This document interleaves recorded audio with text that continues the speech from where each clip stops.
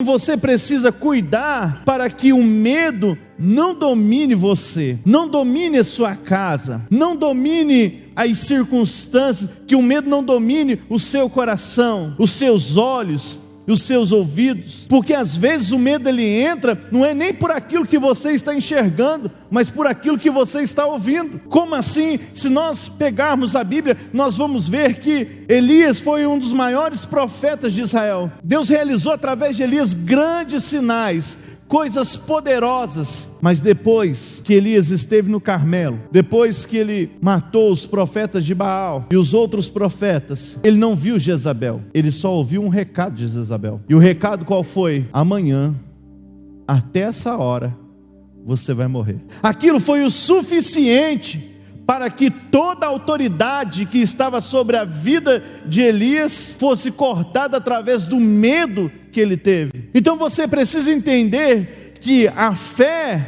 ela te traz coragem. Agora o medo traz a paralisação do sobrenatural da sua vida. Ou seja, o medo é uma arma que o diabo usa para paralisar você, para fazer cessar as coisas que Deus está fazendo na sua vida. A fé é o combustível para Deus continuar fazendo coisas na sua vida.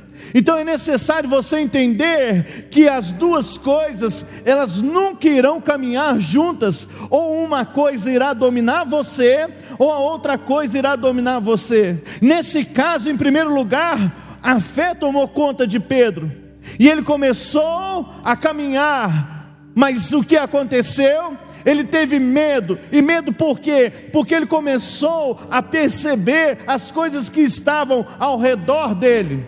Quantas vezes nós estamos vivendo o sobrenatural de Deus? Quantas vezes nós estamos vivendo as providências de Deus na nossa vida? Quantas vezes o Senhor está enviando coisas à nossa vida? Mas nós começamos a olhar para o lado, e nós começamos a ficar com medo também, e esquecemos que até esse momento, quem tem nos sustentado é o Senhor. Até esse momento, quem tem nos direcionado é o Senhor. Até esse momento é a mão do Senhor que tem se movido sobre a nossa vida. Foi assim na vida de Elias, foi assim na vida de Pedro aqui. Era a mão do Senhor que estava se movendo. Mas o que ele faz? Ele começa a olhar para o lado, deixa o medo entrar, e o medo entra e o medo paralisa.